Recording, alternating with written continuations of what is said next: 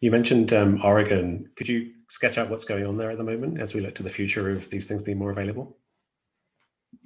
Yeah, so the world is going through a process of how exactly are we going to integrate these powerful substances into society. And one obvious model is the normal drug approval process, whether it's the FDA or the EMA. And that's certainly being pursued, and corporations and nonprofits are pursuing it right now. And that will probably bear fruit, but that'll leave some people out. And it'll leave the underground out. I mean, this community of underground therapists who actually are, the most skilled therapists. Not every single one of them, but there's an enormous amount of wisdom there of people who've been at this for decades. So there was a couple who were therapists in Oregon, the Eckerts, Tom and Sherry Eckert, who actually, after reading an article of mine in the New Yorker called "The Trip Treatment," thought, we need to legalize this. We can't wait for the FDA. So they started a campaign and managed to get a ballot initiative passed this past November 3rd. That's quite remarkable. It's Proposition 109, and it basically obliges the State Department of Health in the state of Oregon to set up a regulatory body that will do two things. One will be to license growers of psilocybin to create a supply, legal supply, and it will also train and license guides. And this will include, no doubt, many guides who formerly had been underground, and they'd get a certificate. And it will organize a system in which those guides can have access to psilocybin and administer it to people. It doesn't specify people must be mentally ill. It's anyone who seeks this therapy.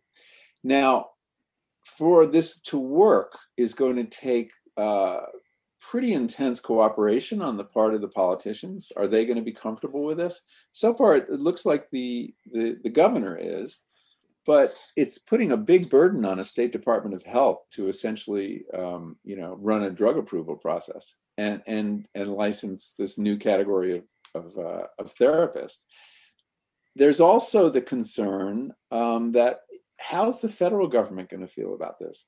This is really usurping a very important role of the Food and Drug Administration, which is to say drug approval and regulation. Are they going to sit for this? We don't know. The promoters are hoping that the model is what the federal government did when states began decriminalizing or legalizing cannabis.